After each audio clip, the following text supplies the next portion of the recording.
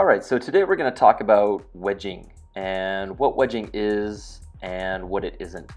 Our main focus here isn't so much about eliminating air from the clay, that's already happened when I made the clay, but rather strengthening the clay platelet bonds inside of the clay. So if you look at clay under a microscope, it looks like a series of stacked plates. Wedging simply interlocks these plates together, which allows the clay to become more pliable and strongly withstand the pressure of hand building or wheel throwing.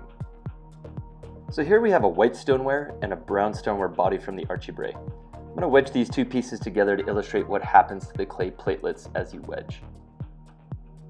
The first thing you're going to want to do is weigh out your clay. It's important to weigh out the clay so that you get a general sense of what you're capable of making.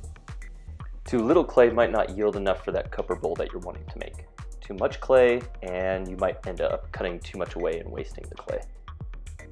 So basically what I'm doing right here is rocking the clay back and forth, using my fingers to kind of lift off the table a little bit and the heels of my palms to compress into the body of the clay.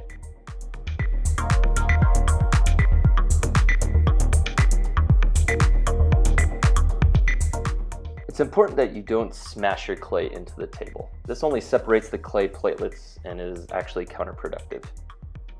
Really, it should just be a gentle rocking back and forth motion.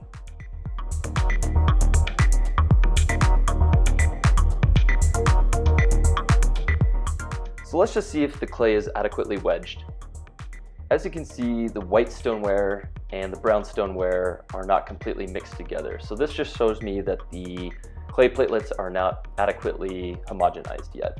So there's still more wedging yet to do. This is just a different angle, kind of my point of view of how to wedge the clay. There are two different techniques in wedging. There's the spiral method, which I typically only use for larger pieces.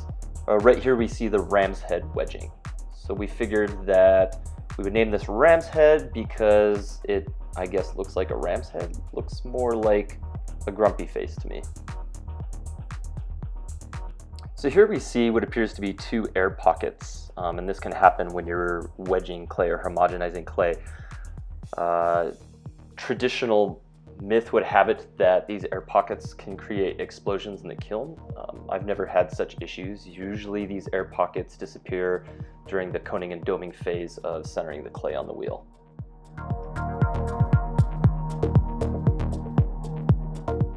Alright, so I appear to have one single tone in my clay, which indicates to me that the clay is adequately wedged and ready to use. Because the clay that we used in our classroom is already ran through a pug mill and de-aired, this is about the extent of the wedging you'll see me do. It's important that you compact your clay a little bit more into a ball. It just makes it easier to work with, anywhere from making pinch pots to throwing on the wheel.